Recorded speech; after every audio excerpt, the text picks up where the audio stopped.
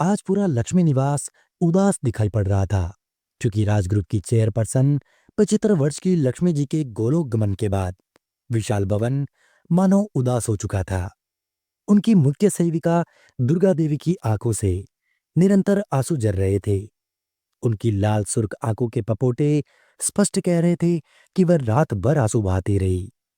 शोक सभा का आयोजन किया गया। शहर के गणमान्य और प्रतिष्ठित लोगों के अतिरिक्त कंपनी के लोग, रिश्तेदार और परिचितों से हॉल खचाखच भरा हुआ था। लोग पुष्पांजलि के साथ साथ उनको श्रद्धांजलि भी समर्पित कर रहे थे। कंपनी के अधिकारी और कर्मचारी बड़े पुत्र जयराज सिंह और कमलराज सिंह की नजरों के सामने जाकर अपनी उपस्थिति दर्ज करा रहे थे, क्योंकि अब वहीं उनके नए मालिक होने वाले थे। हालांकि अभी भी शोक संतप्त परिवार में अजीब सा सन्नाटा छाया हुआ था, परंतु सच कहा जाए तो शांति का माहौल कृत्रिम और बनावटी अधिक था, क्योंकि परिवार के सभी सदस्यों के मन में एक अज्ञात भय था। वो डर क्या था जो पूरे लक्ष्मी निवास को डर के साये में जीने को मजबूर कर रहा था। इस दिल छू लेने वाली कहानी को अंत तक जरूर सुनिएगा और कमेंट बॉक्स में अपने विचार हमसे जरूर शेयर कीजिएगा। ये कहानी है मुंबई शहर के एक रईस घराने राज ग्रुप के परिवार की, जहाँ पूरा परिवार लक्ष्मी निवास में रहा करता था। लगभग 8 वर्ष पहले जब एक दिन लक्ष्मण राज का हृदयाघात से स्वर्गवास हो गया, तब उनकी धर्मपत्नी लक्ष्मी देवी कुछ महीनों तक तो शोक संतप्त होकर मौन बनी रही। परंतु फिर कंपनी के बिगड़ते हालात को देखकर उन्होंने अपने शोक को किनारे कर दिया और पति के ऑफिस की कुर्सी पर विराजमान हो गई और कारोबार के सारे निर्णय वो अब स्वयं लेने लगी। उनके कुशल निर्देशन में कारोबार प्रगति के मार्ग पर चल निकला था। अब राजग्रुप प्रदेश में जाना माना नाम बन गया था। दोनों बेटे जयराज और कमलराज मां के अधीन पहले की तरह ही काम कर रहे थे। लक्ष्मी जी ने हमेशा से अपने बच्चों की इच्छाओं और जरूरतों का पूरा ध्यान रखा था, इसलिए माँ जी से किसी को कोई भी शिकायत नहीं थी। राजग्रुप की गणेश उत्सव और दीपावली की पार्टी का लोगों को इंतजार रहता था। बड़ा बेटा जयराज तो पूरी मेहनत और जिम्मेदारी से उनके कारोबार को बढ़ाने में लगा हुआ था, परंतु छोटा बेटा कमलराज और बेटी मानवी दोनों हाथ से पैसा उड़ा रहे थे। कमल को तो रेसिंग का चस्का लगा था और मानवी को क्लब में दोस्तों के साथ बड़ी बड़ी बाजियां खेलने का शौक जो था। जयराज ने जब भी कमल से होने वाले खर्चों के प्रति आगाह कर दिया और बिजनेस पर ध्यान देने को कह दिया, तब घर का माहौल तनावपूर्ण हो गया था। उन्होंने माँ जी के सामने अपने दिल के गुबार को भी रखा, तो उन्होंने कह दिया कि कमल के अंदर अभी बचपना है, जरूरत पड़ने पर वह सब कुछ समझ जाएगा। तुम बिल्कुल भी परेशान मत हो, मैं उन दोनों से बात कर लूंगी। हालांकि वह स्वयं भी उसकी हरकतों से परेशान थी, क्योंकि वह उनकी भी बिल्कुल नहीं सुनता था। मानवी देवी उनकी बड़ी पुत्री थी। लक्ष्मण राय ने अपनी लाडली बेटी की शादी बहुत बड़े धूमधाम से राजघराने में ठाकुर रामेश्वर दयाल के बेटे रंजीत शाह से कर दी थी, परंतु शीघ्र ही उन्हें मालूम हो गया था कि वह लालची लोगों के बीच में फंस गए हैं। परंतु बेटी की खुशी के लिए उनकी अनुचित मांगों को चुपचाप पूरा कर रहे थे। जब पिता नहीं रहे तो उन्होंने माँ जी को अपना शिकार बना लिया था और आए दिन उनके सामने अपनी मांग को लेकर जोली फैला दिया करते थे। परंतु लक्ष्मी जी ने बेटे की लालची हरकतों के विषय में बेटू को हवा भी नहीं लगने दी थी, और यही वजह थी कि जयराज सिंह बहन के लालची स्वभाव के विषय में बिल्कुल अनजान थे। पिछले कुछ दिनों से मालकिन की बेटी मानवी जीजी का माँ जी के पास आना जाना ज्यादा ही बढ़ गया था। वह अधिकतर माँ जी के विशाल कक्ष में ही बने रहती थी और दोनों आपस में गहन विचार मंत्रणा करते रहते थे। बड़ी बहू सुमंगला और छोटी बहू राजेश्वरी को उन दोनों के बीच की आपसी मुलाकात के बाद फुसफुसाहट ने दोनों को चिंता में डाल दिया था। अब यह स्पष्ट था कि दोनों के बीच कुछ तो गोपनीय रूप से पक रहा है। सुमंगला, जो शांत और संतोषी थी, उसका तो यह सोचना था कि माँ बेटी के बीच का मामला है, इसलिए उनको दखलंदाजी करने का कोई हक बिल्कुल भी नहीं बनता। परंतु स्वभाव से घमंडी और लालची राजेश्वरी उन दोनों के इर्द गिर्द घूमती रहती थी और अपनी सास लक्ष्मी से मीठी मीठी बातें किया करती थी। शायद माँ जी के मुंह से किसी क्षण उनके दिल की हालचाल जुबान पर आ जाए, ऐसा वो सोचती रहती थी। परंतु शाम दाम दंड भेद के बावजूद वह कुछ भी जानने में विफल रही थी। वह मात्र अनुमान ही लगा रही थी, परंतु सच्चाई के जरा भी करीब नहीं पहुंच पाई थी। इन दिनों मानवी जीजी यहीं पर रह रही थी और सुमंगला ने गौर किया था कि राजेश्वरी के साथ उसकी भी गुट गुट कर बातें हुआ करती थी। उसका माथा तो ठनक रहा था, परंतु वह कर भी क्या सकती थी। वह मेहमानों की व्यवस्था में लगातार व्यस्त थी। तब एक दिन मानवी जीजी ने कहा, माँ जी की तिजोरी आप कब खोल रहे हैं सुमंगला भाभी? सुमंगला क्षण भर को अचकचा गई थी, क्योंकि तिजोरी का तो उन्हें ध्यान भी नहीं था। उसने फिर कहा, मेरे जाने के बाद खोलना चाहती हो तो कोई बात नहीं। मुझे तो माँ का सतलड़ा हार बहुत पसंद है। माँ ने कहा भी था कि तुम्हें पसंद है तो तुम ही ले जाना। सुमंगला ने धीरे से कहा, मैं तिजोरी खोल दूंगी और आपको जो भी चाहिए वो आप ले जाइएगा। सुमंगला समझ तो गई थी कि माँ जी और मानवी जीजी के बीच में यही बात हो रही थी, लेकिन वह राजेश्वरी की बात सुनने के लिए उत्सुक हो रही थी।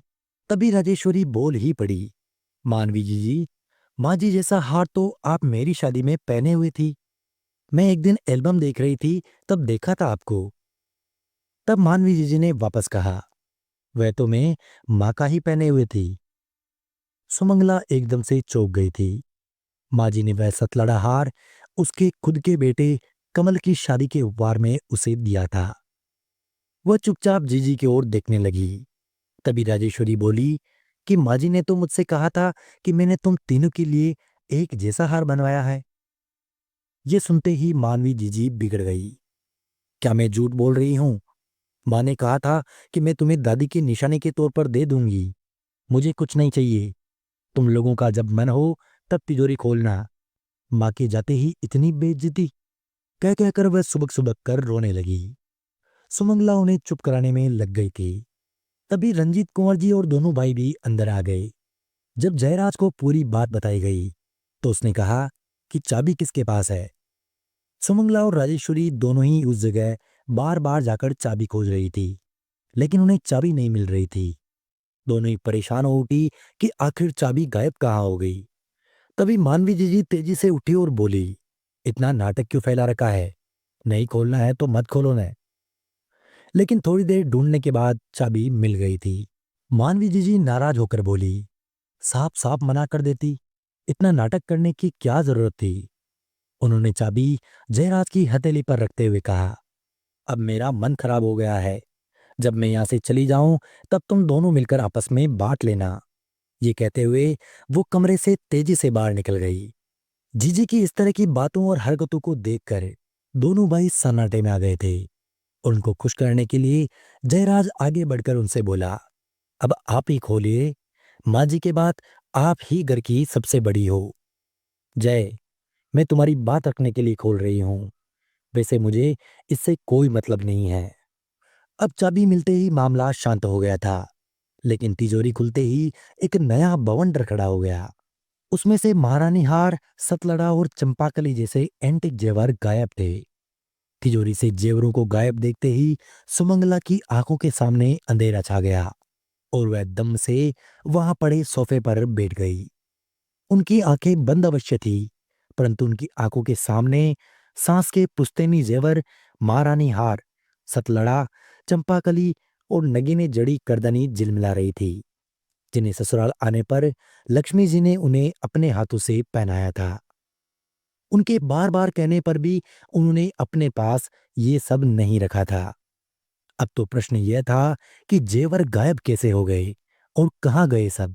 सुमंगला बड़प्पन दिखाते हुए मौन थी, परंतु राजेश्वरी भला कब चुप रहने वाली थी। उन्होंने सबके सामने मानवी जीजी पर शक जाहिर कर दिया, परंतु वह तो जैसे इन सब बातों के लिए पहले से ही तैयार थी। वो कहने लगी, मैं क्या जानूं, तुम दोनों रहती हो यहाँ, किसी ने निकाल लिए होंगे।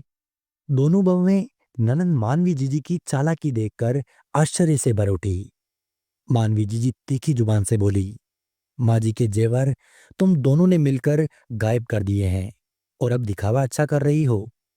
जाने माँ जी कैसे रहती थी, तुम लोगों ने तो मेरा दिमाग खराब करके रख दिया है। मानवी जीजी के आरोप के बाद तीनों महिलाओं के चेहरे पर शक और चिंता की लकीरें खिंच गई थी। सबके सब एक दूसरे को शक की निगाहों से देख रहे थे। राजेश्वरी कभी ननंद तो कभी जेठानी की तरफ शक भरी निगाहों से देख रही थी। लेकिन जयराज काफी समझदार थे। उन्होंने माहौल के तनाव को हल्का करने के लिए हंसकर कह दिया कि जिसको जो जेवर चाहिए रमेश जी के यहाँ जाकर ले लेना, अब बात को यहीं खत्म करो। जयराज ने फिर कहा, शाम को 6 बजे वकील साहब आएंगे माँ का वसीयतनामा पढ़ने। बाकी इच्छा के अनुसार ही बंटवारा होगा। लेकिन छोटे भाई कमल ने कहा कि भैया, बंटवारे की क्या जरूरत है, जैसे चल रहा था वैसे ही चलता रहे। वो ऐसा इसलिए कह रहा था क्योंकि वह कारोबार और ऑफिस की जिम्मेदारियों से बचना चाहता था। दूसरा, उसने 10 करोड़ रुपए इधर से निकालकर अपने ससुराल वालों के साथ मिलकर एक नई कंपनी बनाई थी। अब वो उन पैसों को अपनी व्यक्तिगत संपत्ति बताकर अपनी बता रहा था। शाम को 6 बजे ही वकील तुषार घोष वहां आ गए और कागजों की जांच पड़ताल शुरू हो गई। परंतु बंटवारे के विषय में उन्होंने कोई भी वसीयतनामा तैयार नहीं करवाया था। इसलिए सुनिश्चित हुआ कि लगभग 100 करोड़ की संपत्ति, जिसमें चल अचल फैक्ट्री, आलीशान कोठियां, फार्म हाउस, ज्वेलरी और शेयर्स आदि सभी कुछ के 3 बराबर हिस्से उसके तीनों बच्चों के बीच में बांटे जाएंगे। 91% शेयर लक्ष्मी जी के थे और 9% दोनों बेटों के बच्चों के नाम पर थे। इसलिए उनका बंटवारा नहीं होगा। इतना सब कुछ कहने के बाद भी मानवी जीजी के चेहरे पर असंतोष नजर आ रहा था। ये कटु सत्य है कि धन या प्रॉपर्टी हो तो वाद विवाद और मनमुटाव होना बिल्कुल सुनिश्चित है, क्योंकि सभी पक्षों का संतुष्ट होना संभव ही नहीं है। इस संसार में धन लिप्सा ऐसी ही होती है कि जितना भी हो वह कम ही लगता है। वकील साहब वहां से चले गए थे, परंतु जीजी के चेहरे पर तनाव स्पष्ट दिखाई पड़ रहा था। मुखर्जी जी मौन थी, मानो मन ही मन वह कोई योजना बना रही हो। वह और रंजीत जीजाजी अब अपने घर चले गए थे। दोनों भाई भी अपने अपने ऑफिस और काम में बिजी हो गए। कई बार वकील साहब और इन तीनों की मीटिंग भी हुई, परंतु यह तय नहीं हो पाया कि कौन क्या लेगा और कौन क्या नहीं लेगा। बार बार इन्हीं मुद्दों पर विचार विमर्श होता, परंतु निर्णय कुछ नहीं हो पाता। कभी कमल नाराज होकर मीटिंग से चले जाते, तो कभी मानवी जीजी चली जाती। एक दिन मानवी जीजी नाराज होकर बोल पड़ी, अब तो हम सभी कोर्ट में ही मिलेंगे। इस तरह से लगभग 3 महीने बीत गए थे और कुछ भी तय नहीं हो पा रहा था। अभी परिवार पूरी तरह शोक से उबर भी नहीं पाया था कि मानवी जीजी के वकील का नोटिस दोनों भाइयों के नाम पर आ गया कि लक्ष्मी जी की वसीयत के अनुसार पूरी जायदाद और बिजनेस को मानवी जी और कंवर रंजीत सिंह के नाम कर दिया गया है। दोनों भाई बतौर मैनेजर की तरह यहाँ पर काम करते रहेंगे, परंतु मालिकाना हक मानवी देवी का होगा। नोटिस देखते ही दोनों भाइयों के होश उड़ गए।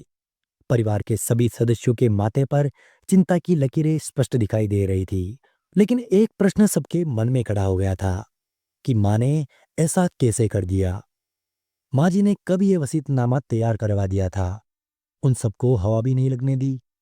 कमल का कहना था कि यह कुंवर रंजीत के खुरापाती दिमाग की उपज है। उन्होंने हम सबके खिलाफ साजिश रची है।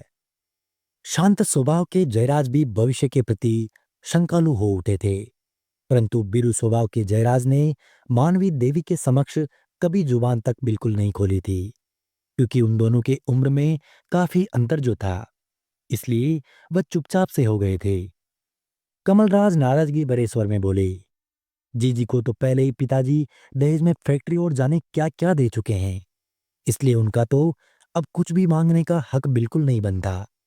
हम कोर्ट जाएंगे और कुंवर साहब ने माँ जी से अनजाने में साजिश रचने के लिए उनसे जो साइन करवाए हैं, उनका हिसाब चुकता करेंगे। संपत्ति ने अब सबके मन में विष बो दिया था। जयराज ने अपने अनुभवों के आधार पर कहा, कमल, मामला यदि कोर्ट में पहुंच जाएगा तो हम लोगों के हाथ से निकलकर वकीलों के दांव पेच में फंसकर उलझ कर रह जाएगा। इसलिए जीजी और कुंवर साहब के साथ बात करके आपस में सुलझा लेते हैं, ये सबसे अच्छा रहेगा। इस विषम परिस्थिति में क्या करना चाहिए, इस बात को लेकर सभी परेशान हो गए थे। और आपस में सब लोग बैठकर विचार विमर्श और मंत्रणा कर ही रहे थे, परंतु कोई उपाय उन्हें बिल्कुल नहीं समझ आ रहा था। दोनों भाइयों ने आपस में यह तय किया कि हम लोगों के आपसी विवाद की भनक परिवार वालों के अलावा किसी और को लगनी बिल्कुल नहीं चाहिए। हम सब जल्दी ही इस समस्या का समाधान निकाल लेंगे। शोकाकुल परिवार आकुल व्याकुल मनोदशा के कारण अपने को बेबस सा पा रहा था। जयराज मानसिक रूप से बहुत तनाव में थे।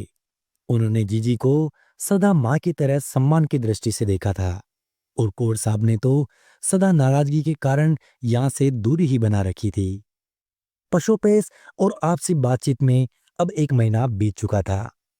जीजी अपनी बात पर अड़ी हुई थी कि माँ जी सारी संपत्ति उनके नाम पर करके गई है, इसलिए दोनों भाइयों को उसके मातहत मैनेजर की तरह काम करना होगा। अब ऑफिस में भी सुगबुगाहट होने लगी थी कि अब कंपनी की नई मालकिन मान की मानवी देवी ही है। जयराज और कमल ने मामले को परिवार के अंदर ही सुलझाने के लिए परिवार के बुजुर्ग और गणमान्य लोगों को बुलाकर सुलझाने का बहुत प्रयास किया, लेकिन वहां पर मानवी जीजी सौदेबाजी पर उतर आई। मुझे तो माँ जी की इच्छा का सम्मान करना है, मुझे पैसे का कोई लालच नहीं है। मेरे लिए तो जैसे मेरा आंसू है वैसे ही जय और कमल है। फिर झट से वह सौदेबाजी पर उतर आई कि कभी 10% तो कभी 20% तो कभी 30%। वहां पर सभी लोग रंगे सियार की तरह बदलते बयान को सुनकर परेशान हो गए थे। छोटा भाई कमल इतनी देर से चुपचाप सारा नाटक देख रहा था, लेकिन उससे अब रहा नहीं गया। वह क्रोधित होकर आपे से बाहर हो उठा। उसने कहा, जी 30% तो आपको वैसे ही मिल रहा था, लेकिन आपकी तो नीयत ही खराब है। आप तो समूची संपत्ति पर नाक की तरह फन लगाए बैठी है। मानवी जीजी भला कब चुप रहने वाली थी। वह क्रोधित स्वर में बोली, कमल, मैं जानती हूं तेरे मुंह में ये शब्द किसने डाले हैं। मैं राजेश्वरी को बहुत अच्छी तरीके से जानती हूँ। वह कितनी लालची और चालाक परिवार की औरत है। जय और सुमंगला ने कमल और राजेश्वरी को वहां से हटाकर अंदर भेज दिया था। मानवी ने फिर कहा, जय, आखिरी बार तुमसे कह रही हूँ, कोर्ट से बाहर मामला तय कर लो, नहीं तो यदि कोर्ट के चक्कर में पड़ गए तो तुम दाने दाने को मोहताज हो जाओगी। दोनों पक्ष अपनी अपनी बात पर अड़े हुए थे। कोई भी झुकने को बिल्कुल तैयार नहीं था। उधर मानवी और रंजीत कुंवर ने माँ के ऑफिस में मैनेजर और स्टाफ की मीटिंग बुलाकर अपने को मालिक बताकर फाइल मंगा के घरेलू विवाद को अब जग जाहिर कर दिया था। जयराज और कमलराज को जीजी की हरकतें असहनीय सी लग रही थी। उन्होंने एक बार फिर से जीजी के साथ समझौते की पहल की, परंतु जीजी कुछ भी सुनने को राजी नहीं थी। जय को 100% यही विश्वास था कि वसीयतनामा या तो जोर जबरदस्ती में लिखाया गया या अनजाने में कोरे कागज में साइन करवाकर ये अपनी इच्छा अनुसार लिखवाया गया है। कमल का साला चंद्रेश शाह बार बार दोनों भाइयों को विश्वास दिला रहा था कि वह एक दो पेशी में उनके हक में फैसला करवा देगा। उनके अतिरिक्त देश के नामी वकीलों को इस मुकदमे के लिए बुलाया गया था। चंद्रेश ने कमल को भी बहला रखा था कि 10 करोड़ वाली कंपनी को बंटवारे से बचा लेंगे। अब आपस में वे भाई बहन एक दूसरे के दुश्मन बन गए थे और रोज की रोज नई नई चालें चल रहे थे। वहां के लोकल मीडिया वसीयतनामा के पारिवारिक झगड़े को अपनी ब्रेकिंग न्यूज दिखा रहे थे। मानवी जीजी के चेहरे पर बिल्कुल भी शिकन नहीं थी, परंतु जयराज मीडिया के सामने आने में शर्म महसूस कर रहे थे। लेकिन तभी एक शॉकिंग न्यूज आई कि कोर्ट में एक अर्जी दाखिल हुई है कि वसीयतनामा फर्जी है। अब तो दोनों भाई वकीलों के हाथ के खिलौना बनने को मजबूर हो गए थे। वकीलों के इशारे पर ही बयान देना होता था। अब न ही मानवी के हाथ में कुछ रह गया था और न ही जयराज और कमल के हाथ में। अब तो सूत्रधार वकील थे। तारीख पर तारीख, गवाही, बयान और बहस, मामला उलझता चला गया था और समय बीतता रहा। कभी फाइल दबा दी गई तो कभी वकील नहीं आए थे। सारे हथकंडे अब आजमा लिए गए थे। चंद्रेश वकील ने वसीयतनामा फर्जी है सिद्ध करने के लिए एड़ी चोटी का जोर लगाते हुए सबूत और गवाह पेश कर दिए थे। मानवी जीजी ने भी देश के नामी वकील को बुला लिया था। उनकी दलीलें और गवाह और सबूत वो सारे दमदार थे। लेकिन उधर कंपनी की हालत बिगड़ती चली गई। पैसा पानी की तरह बहाया जा रहा था और जय डिप्रेशन के शिकार बन गए थे। उनके जीवन की शांति संपन्नता सब कुछ हाथ से फिसलता जा रहा था। जिस तरह से बंदर बाट में बंदर की पूरी रोटी हजम कर जाता है, वही हाल इन सब भाई बहन का हो रहा था। उनके हाथ कुछ भी नहीं लग पा रहा था और वकीलों का घर भर रहा था। आखिर में जज ने दोनों तरफ की दलीलें सुनने के बाद कंपनी के मैनेजमेंट को अपने हाथ में लेते हुए अपनी ओर से रिसीवर नियुक्त कर दिया और कंपनी का अकाउंट सील कर दिया गया। मानवी और रंजीत तो ऐसे मगरमच्छ के समान थे जो जय और कमल जैसी मछलियों को आसानी से अपना शिकार बना लेते थे, परंतु कोर्ट में उनकी चालबाजी कोई काम नहीं आई। फैसला बहुत दिनों तक लंबित रहा और कंपनी और बिजनेस की हालत बिगड़ चुकी थी। आपसी विवाद में एक हंसते खेलते संपन्न परिवार की खुशियां अब पूरी तरीके से लुट चुकी थी और जीवन सभी का संघर्षमय हो गया था। कई वर्षों के बाद जय सबको बिलखता छोड़कर इस दुनिया से चले गए और कमल पूरी जिंदगी भर कोर्ट के चक्कर लगाते रहे। लेकिन अब कंपनी नाम मात्र की रह गई थी। देखते ही देखते सब कुछ बिखर कर खत्म हो गया। अगर लालच ना होता तो आज एक खुशहाल परिवार यूं ही बर्बादी के कगार पर न होता। अगर ये कहानी पसंद आई है तो चैनल को सब्सक्राइब जरूर कीजिएगा। मिलते हैं अगले वीडियो में, तब तक के लिए धन्यवाद।